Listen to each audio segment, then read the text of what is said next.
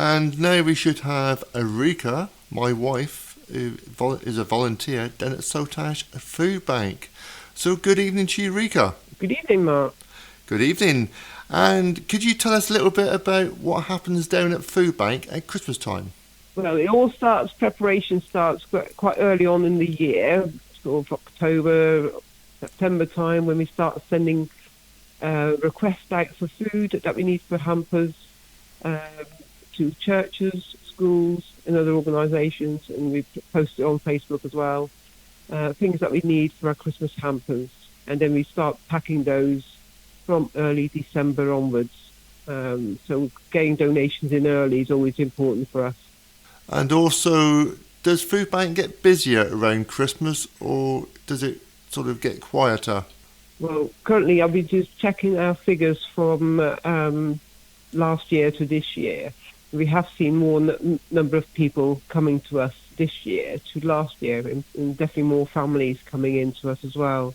So there's a lot more. So as well as the Christmas hampers, we've also been doing the ordinary food parcels as well. So it's sort of double work for us really in December time. And how many volunteers do you have down at Sotash? We've definitely got over 50 volunteers that help us at different times during the year. 50 volunteers, that's a lot of volunteers. So that means a lot of work down there at the food bank at Sotash. So definitely. Is there anything else that you can give us information about the food bank? No, so we've just had the figures through from our Christmas hampers. We've managed to distribute 120 hampers this year. 120 hampers, that's a lot of hampers. Yeah. So that's for about 350 people had food in that way, and with gifts as well. We managed to give out lots of gifts with the Christmas hampers.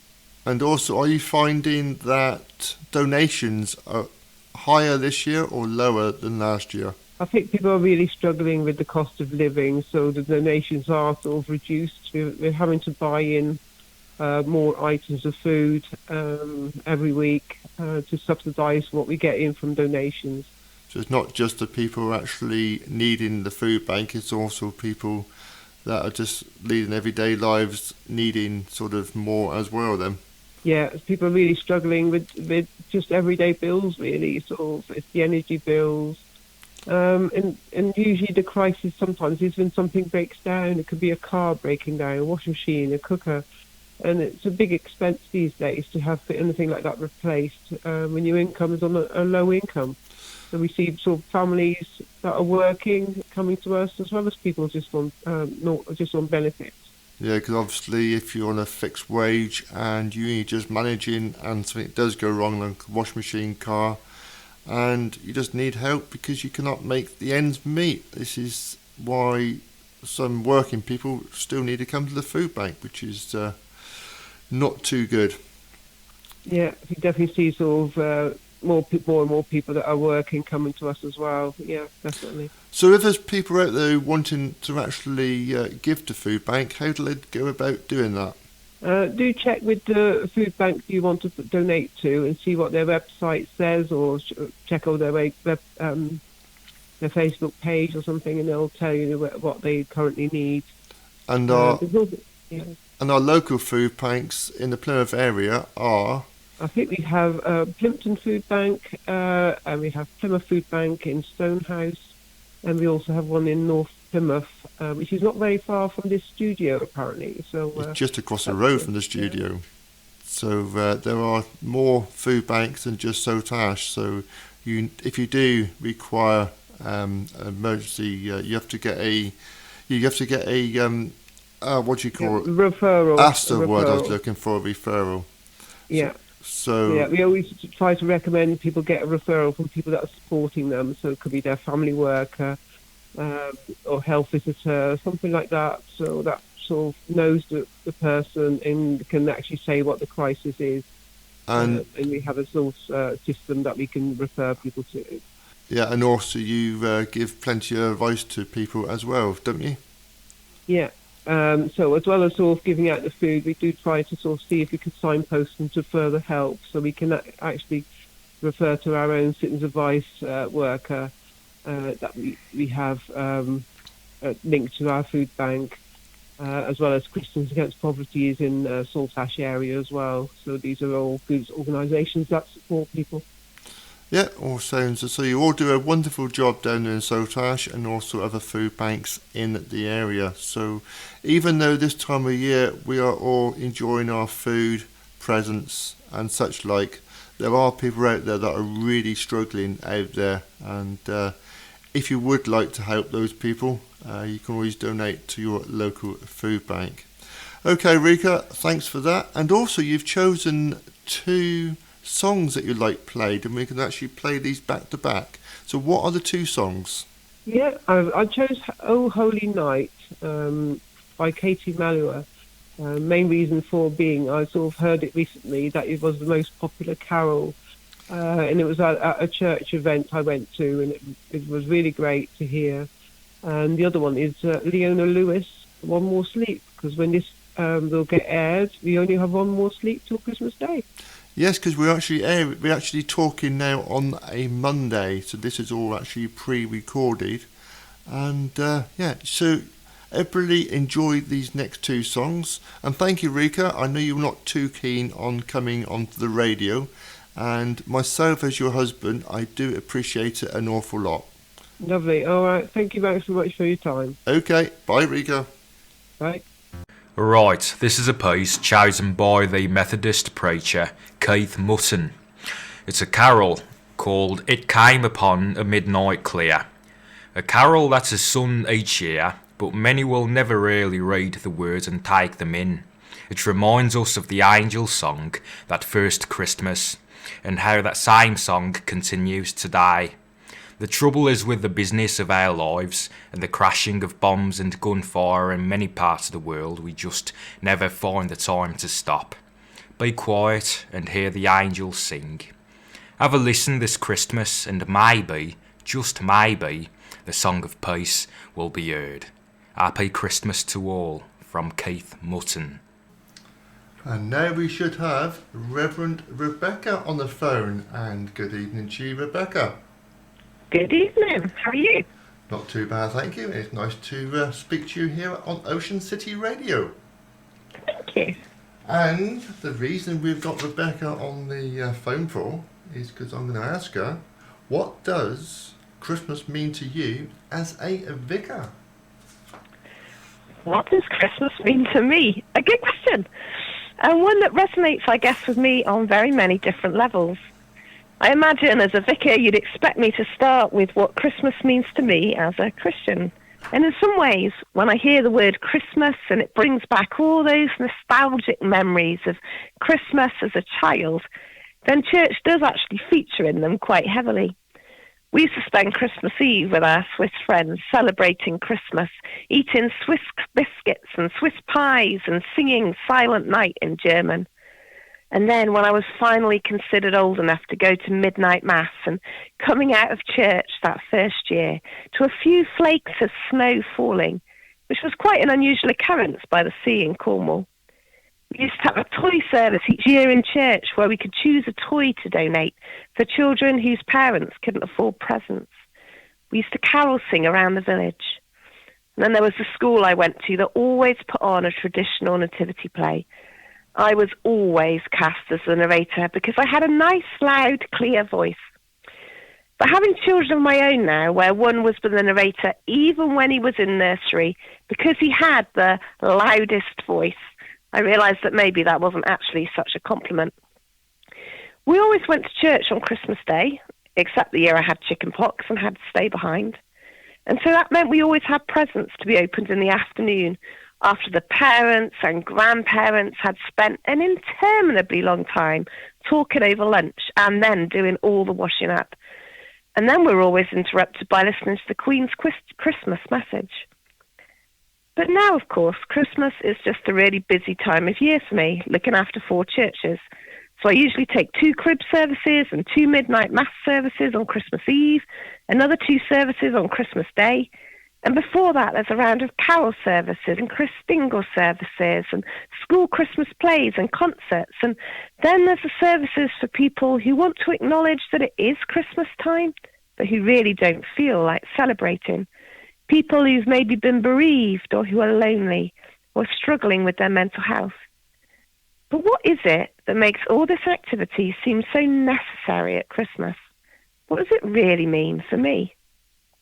And the answer comes, I think, not in all the busyness, not in all the services and rituals and candles, beautiful as they are, but in the form of a baby who was born more than 2,000 years ago, a baby who we believe was born as much fully God as he was fully human, a baby who was going to turn the course of history on its head, a baby whose birth was heralded by angels singing of peace on earth and goodwill to all people, a baby who came to show us God's true nature, a baby who, when he grew up, was going to upset the religious ruling authorities of the time so much that they were going to plot to kill him, to try and stop his revolutionary ideas from spreading. A baby who, when he grew up and was close to death, said, "If you want to know what my Father God is like, then look at me. Look at my life, at what I've said, at what I've done, and see through that just how much God loves you." That baby was Jesus. Jesus came to show us God is Father in all that he did and all that he said. He came to show us God when he was born as a vulnerable baby into a household that was so full that he was laid in an animal's feeding trough to sleep. A baby dependent upon the love of his earthly parents, Mary and Joseph, to keep him safe. He came to show us God's abundant love when he turned water into wine at a wedding. He came to show us God when he looked into the eyes of a woman caught in adultery and dismissed all of her accusers with just one phrase: "Let those of you with no sin throw the first stone." He came to show us God's care when he forgave the sins of a man crippled in pain and torment, so he was released from all that oppressed him and he was able to walk again. He came to show us God's love when he stretched out his arms upon a cross and chose to embrace his Father God's plan and give up his life for each one of us. And he came to show us God's compassion when he gently called Mary's name in the garden as she was weeping at the empty tomb and didn't know where Jesus was. Jesus came to show us the Father in all that he did and all that he said. And for me, that is what Christmas is all about. Hearing that first cry of a vulnerable baby as he came to show each one of us just how much God loves us. And that was absolutely brilliant. And thank you for that. And I know you've had a bad cold the last few days. And Saturday we couldn't do it because you were coughing far too much. And hopefully, Indeed. you feel an awful lot better now. I am. Thank you very much. So that is good. And I'll say goodbye to you now. And I'm sure us two will talk again sometime very, very in the near future. I'm sure we do. Happy Christmas. Yeah, and happy Christmas to you. And don't work too hard on Christmas Day and before. I won't. Okay, thanks, Rebecca. Bye. Bye. And that was Fairy Tale of New York, and that was a Pogues. And on the phone we have Darren. So good evening to you, Darren. And how are you this evening? I'm alright, how are you doing? Absolutely fine, and it's all a bit different this Christmas lark, isn't it? That's a long song, that Fairy Tale of New York, mate, isn't it? Oh yeah, it's a very long song, 4.5 minutes long. At least the next song you've chosen, the Christmas song by Nat King Cole, is only 3 minutes and 10 seconds. So we've phoned you up to ask you on how you cope at Christmas. So yeah, I mean, this year, Mark, to be perfectly honest with you, is probably going to be a lot easier than previous years. I mean, back in 2024, as you know, I did try to take my own life. And then in the sort of April time, my lovely brother Nev, and with help from my daughter actually, Kiri, they were sort of saying, well, because I was sort of doing filming in the kitchen and stuff like that, Yeah. filming myself cooking terrible food, basically.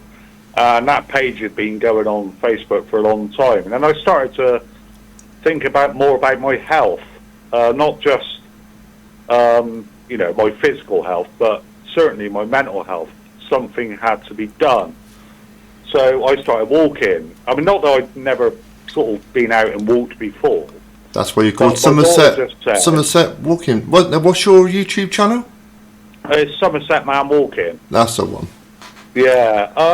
So it was sort of said, well, why don't you start videoing your walks? And start up a YouTube channel. And to be honest, Mark, I laughed. I said no. I said people won't. They're not going to want to see it, But I had been following a couple of other YouTubers who you know. Is it okay to mention them, Mark? Yeah, you can mention Paul. Yeah, so Paul from West Country Wanderings, Patrick, the Solitary Rambler, that type of thing. There's another guy called Tramp in the Hills, and I've been watching them long before I started my YouTube channel, but really it was Paul. And I started to watch Paul, and Paul has the same issues. So I thought, right, get off your backside and do something about this. So I started that YouTube channel. And I can't tell you, Mark, how much it's helped. My mental health is a lot better than it was, I'm not there by a long way, Yeah, Mark. you certainly need something, because my therapy is this radio station. This is why I do this. I do a bit of YouTubing, as you know. Yeah. But my main thing is radio. So it's radio, and you're very good at it, mate. And it's obviously helping you, isn't it? Yeah, it's helping me big time. So I do thank Ocean City Radio for letting me sort of do this sort of work here. Yeah, fantastic. Yeah, so I mean, moving on really, and I know that you suffer terrible with your anxiety, Mark, don't you? Yeah, I do. Yeah. And with crowds. Yes. Yeah, and what I found with YouTube, especially this year, I filmed a lantern parade. I live in a small village in North Somerset, but it has got quite an amazing community spirit. So Christmas time, obviously, that all comes out, doesn't it? So we had a lantern parade and also, your carol service, that type of thing. Now they're outdoors, so I can cope better, but they were very crowded. Yeah. So last year, there's no way I could have done it. And I feel that having the channel and meeting different people, I haven't actually met you in person, but I feel like I know you. Does that make sense? Yeah, definitely. I think I know you just by seeing you on your YouTube channel. Yeah, that's right, isn't it? And, yeah. I met up with Patrick recently, and we went on a walk, and we were discussing about how we feel connected, even though we've never met. Yeah. That was the first time I met him. I mean, I've done collaborations with Paul from West Country Wanderings many times now. We're good friends. We message each other off YouTube and everything, and talk about our next collabs and stuff like that. And I feel that just having that channel, I've been able to I'm not as frustrated, Mark. Does that make sense? Well, yeah, certainly does. I feel more. I can express. On some of my walking ones, as you know, I don't always do walking ones. I try and mix it up because I feel that if it's just walking, it gets dull for the viewer. Yeah. But it also gets dull from me. So I do try and mix it up. But on my walking ones, I'm talking to the camera, but I feel like I'm talking to you guys. Yeah. And it helps me release some. I don't know. It just makes your mind, I think, work and concentrate on something else, because I know you get panic attacks the same as what I do, so you need something to stop them. With the radio, I'm guessing that's very similar. Yeah, it is. Yeah, so you're able to express yourself a little bit more, get some stuff off your chest. Yeah. even though you're talking to yourself on the camera, it releases that pressure sometimes. Yeah, it's certainly very strange for me at the minute. I'm actually in the studio talking to somebody over the phone, and this is actually pre-recorded, so we have cheated a tiny bit.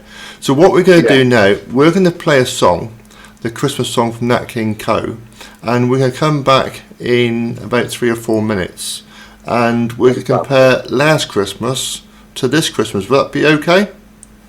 Absolutely fine, Mark, yeah. Yeah, okay, I'll see you in a little while.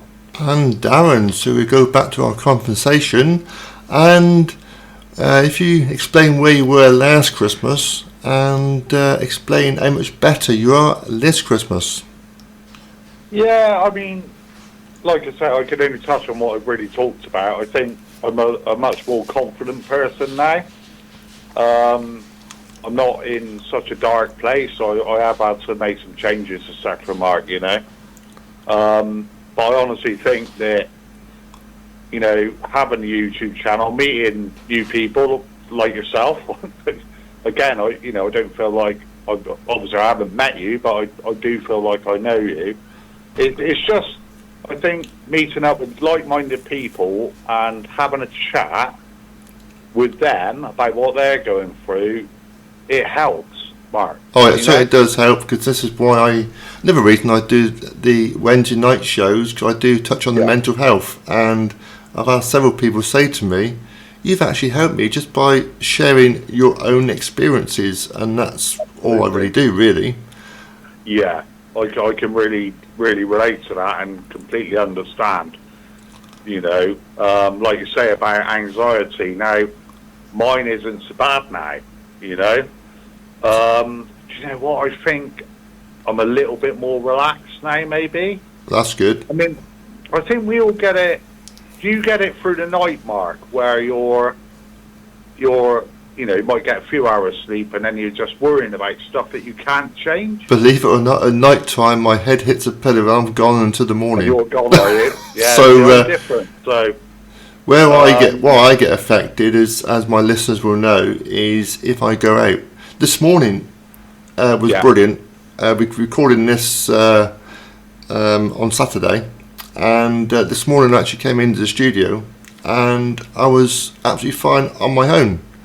But then coming in and doing what I'm doing now, I did actually bring the wife along, so she's in next door doing a few things on her computer. So mine does vary, but mine seems to be when I'm going out. But when I'm here, I'm absolutely fine. Yeah.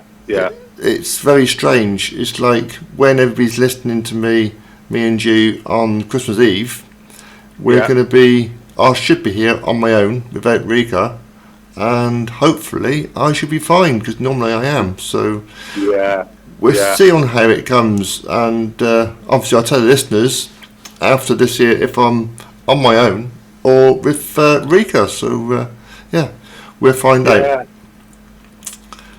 Yeah, it's, you know, that was my main issue, was, and like you say, we touched on it earlier with crowds. So I just, you know, I couldn't do crowds, but I just feel like like I said, it's just those 2 videos that I feel that it's given me the confidence now. Yeah. And not being funny as well, Mark, I think if you're getting positive feedback, you know, everybody's been very supportive, I think that helps as well. Oh yeah, when people are supportive, it's brilliant. But the thing is, now I'm hoping people are not going to be saying to others, well, if you get up and do something, you feel better, because it's got to be, the time's got to be right for us to do it. Absolutely. So like, you started your YouTube channel and people started talking to you and you got more confident, and I've started doing shows on the radio. The same thing is happening to me. But if somebody had said to me 12 months ago, Mark, pick yourself up, you can do it, that doesn't help. You've got to support the positive you're bits. Right. You've got to feel comfortable in your own environment, Mark, haven't you? Yeah. I get that. Do you know what the best thing, though, I've found, forget about everything I've said, really, is being in the outdoors. Yeah. Being with nature, you know me. I'm an early bird. I go out very first thing in the morning. Excuse me, I've got a bit of a nasty cold. So I'm up, I'm up on the Mendips or wherever it may be. The birds are singing. Yeah. The light that time in the morning. It's definitely it's better. So peaceful. Yeah. Not very many people around. It's very rare that you bump into anybody. And if you do, they're normally there for the same reason. Yeah. So you might stop and have a little chat with them. As you know, being a YouTuber, if you're carrying a camera, they're always interested. Oh, what are you doing? Yeah, what you filming? Yeah. It's like, I mean... It's like when I met Paul, West Country Wanderings at Beer Austin. I know you, I said to him. And I felt, so I actually had seen him loads of times. I never met the chap. And we do talk a lot on Facebook about mental health, so there's a lot of good things that comes from that. Paul's great, isn't he? He's long time sort of sufferer with it. Yeah.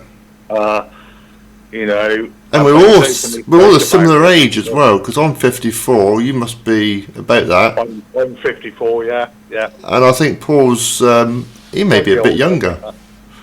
And it just seems like we've grown a community and helping each other, which is good. I think it's a great community, mate. Yeah. I wouldn't have met you if it wasn't through YouTube, would I say? That's true. I just do, like yourself, I just do it for my fun. If people watch them, that's a bonus. Yeah, absolutely. So, anyway, Darren, it's been great to talk to you. And you, mate. We better play some songs, and hopefully one day I will meet you. Yeah, I'll definitely. We'll make that happen, Mark. No worries at all. And hopefully you and I think Tanya will have a brilliant Christmas together. Yeah. And we'll be good. I just wish you all the best, mate. Yeah. With what you're doing. I think it's great what you're doing, raising awareness. Us blokes, we were always told to sort of hold it in. We can now openly talk about it, and I think the very fact we're having this conversation now on radio, I think it's fantastic, Mark. Yeah, and hopefully, Darren, I should be playing this about 9 o'clock on Christmas Eve. So, if it is 9 o'clock Christmas Eve, I'm still awake, I'll listen. Yeah, if listeners are actually hearing this at 9 o'clock, it's all gone to plan. But it may be earlier, maybe later, but 9 o'clock is the planned time. Okay, Darren. Okay. Happy Christmas, and we'll see you soon. Mate. Have a really good one, and have a lovely New Year, and I hope everything works out for you in the New Year, mate. Okay? Yeah, same to you. Okay, bye, Darren. Bless you, Mark. Bye-bye. Bye. And that was Peace on Earth by Little Drummer Boy by Bing Crosby and David Bowie, plus the London Symphony Orchestra. And we should now have Harry on the phone. Good evening to you, Harry. Good evening, Mark. And happy Christmas to you and all the listeners. And a Merry Christmas to you, and also Kay as well. And the question I'd like to ask you this evening, Harry, what does Christmas mean to you? Well, Christmas has changed dramatically over the years, of course, because when you're a child, it's toys, presents, and fun. And at the age of 61, it's a little bit different. 61. It's time off from work. I'm 61 years young, mind, I have to say. Okay. Young. So it's just time off from work, drink more than the doctor would allow until January. And, of course, spending time with family and, getting together with people that you haven't seen for a long time. And, of course, spending money on presents for people. Oh, spending money. I don't do a lot of spending money on presents. I've noticed. I actually like to make things for people. Ah, yes. It's like your... Well, my wife does that too. Yeah, she sure does. She makes loads of things. So what else is Christmas special to you for? Anything else?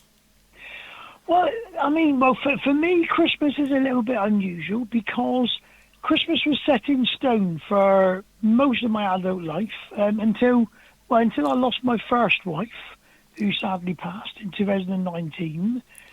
Christmas was regimented. We'd done the same thing every year, went to the same place every year, and now it's a bit unregulated. And so I'm currently actually in Penzance, down here with my wife, and most of her family are from Penzance. And so my Christmases now are spent down here, and it's a lovely place to be at Christmas. And so it does change you a wee bit when you have a terrible occurrence in your family. Yep, I do You know, but remember. Christmas, I do yeah. remember when you lost your wife, and for the listeners, myself and Harry are both second cousins, so this is why we know each other quite well. And We are indeed, yeah, yes. and certainly when we're children, it's a lot different when we were children a long time ago. We were made to go to church and all sorts, and Well, I'll be honest, mate. I mean, I'm not an atheist by any means, but I always used to enjoy the family service down at Tamarind Foley, which happened for us once a month on a Sunday. The other 3 weeks of that month, it wasn't family service, it was Sunday school instead. And I can't recall that being a terrible thing. I used to enjoy going. I did anyway. especially the cow And, service. I always like going to the cow service. I've not been to one for a few years, but well, exactly. go in Well, there and yeah, have we a had- good sing. Well, good sing. You have to be a singer to do that. That's the only trouble, to have a good sing. As long as you make a joyful noise, that's all that matters. Well, I do sing a bit, but what I say is I shout the words to the songs rather than sing. Well, at least No. you're saying the words. It's better than miming. But I mean, I'm sitting here now, Christmas time, and the wife has just given me a Bailey's Irish Cream, and you only have them at Christmas, of course, because the rest of the year they're 20 quid. So at Christmas they're only 10. You can tell he's a cousin of mine because we don't like Now, why- spending money. Why don't the makers of Bailey's Irish Cream, other Irish creams do exist, of course, why don't the makers of Bailey's go, if we sold it for this price all throughout the year, we'd get more people drinking it, But and we'd then they make more might money. they might make a loss then. And I haven't yet had, I mean, I'll tell you one thing from my very, very distant future. You'll remember my mother and father, of course. I do. And I can remember I would have been about 12, 13. For some reason, my 2 brothers and dad wasn't there. They'd gone somewhere else. So mother said to me, did I want some Harvey's Bristol Cream, which is a lovely sherry. And I said, oh, wow, mother, I'm only 13, you know. She said, I know how old you are. I'm your mum. They just shut up and drink it. Then, anyway, me and mum, between us, we drank a whole bottle of, I shouldn't say this really now, we drank a whole bottle of Bristol, of Harvey's Bristol Cream. And in the morning, I wasn't very well at all. At least your mum cannot get told off now. So she No. Well, it was different. I mean, I'm going back to 1970-ish there, 70-something anyway. And it was a different time Yeah. then. I think she probably You know. did that to make you ill, to put you off. That's why she probably did it. Well, I'm not sure. I'm not 'Cause that's- sure. that's I can remember our family Christmases, though. We'd move from our living room into our front room. We had a relatively big house. It wasn't ours, mind. And there was a great big fireplace there, and the fire would be lit only at Christmas in that room. And we would change from living in the living room to the front room all through Christmas. And that was magical times, that was. Mum, Dad, me, my 2 brothers, and we had various uncles and people that used to live with us at the same time. But yeah, that was a magical time. And a time I remember well, and I remember things like I would get a very small present, as did my 2 brothers, for Christmas, you know, but a relatively okay thing. But it's nothing that's going to change the world. And everybody else, all my friends, they had all this, you know, beautiful, wonderful stuff. And one thing I do remember was going to school, and telling lies about what I got for Christmas in January, because Oh, all the other dear. kids had gaming machines and all these, TVs, new bicycles, and we just didn't have that, But, I was certain at the time that the people that said they had all these gaming machines and new bicycles, they might too have been telling a few porcupines. But the thing is, when we were younger, we were certainly happy. That was the most important thing, and we had family around. And there's several people around now that haven't got that. Magical times when I was a kid, 100%, and I would not change that for the world. Yeah. In fact, I've had a great life, to be honest, and Christmas has been part of that life, the whole of it, of course. But now at the age of 61, of course. The healthy part is far more important than the Christmas part. Healthy. If you haven't got your health, then I'll ask the doctor. You're fairly healthy. I think I'm fairly healthy as well. So me and my beautiful wife now, I'm remarried. As your listeners won't know, of course, but you do. I've got a wonderful new wife, and we're absolutely living the dream, as they say. Yep. Living the dream. And, okay then, Harry. It's been really good to talk to you, and I'm sure I will see you over Christmas because that's what we do. And I'm looking forward to that lovely roast dinner that I'm going to be coming down to. Well, of course, you would have had the roast dinner earlier had I not been unwell. You were a little bit poorly, weren't you? Caught that horrible bug, but we won't go into details on the airways. You wouldn't have wanted a roast dinner with me that day, believe me. Even a day or two after, I did keep away. So, So we do look forward to that. And we look forward also to having you up to our place again sometime soon. Well, I've got to come round and drink your Guinness sometime, haven't I, really? Well, you should be like another friend of mine. And he actually brings his own drink. And he shares it. Perhaps we'll do that then. But there again, we do cook him a nice dinner, and you'll actually hear. I'm not sure if I'm going to play gambling before or after because we're actually recording this on the Monday, so it's a little bit different. This is not live. This is actually pre-recorded. Do you mean to tell me, Mark, that this isn't New Year's, Christmas Eve? No, you're actually not live on the airways. Dear, oh dear. I had to in that case, I've got to wait a few extra days for my presents. You have to wait another couple more days, yes. Oh, well, never mind. Okay, Harry, you have a really good Christmas, and the next song has been picked by you. And what have you picked, Harry? Well, the first song was Peace on Earth, Drummer Boy, a beautiful song. I didn't like it when I first heard it. It wasn't my cup of tea, but over the years I've grown to love it, of course. Bing Crosby and David Bowie, what's not to like? And a bit of piano as well. But this is a very different Christmas song, and you don't hear it all that often, but I did hear it some years ago. And Bob Dylan, of course, he wasn't really a great singer. He, like me, used to shout the words to the songs. But he's got a great Christmas song, fantastic little ditty called Must Be Santa. So this is my request, Mark. Must Be Santa by Bob Dylan. I must have had plenty of variation of music and subjects this evening, which has been good. Okay, Harry, I'll say good night to you and also good night to Kay down there. And we'll speak again very soon.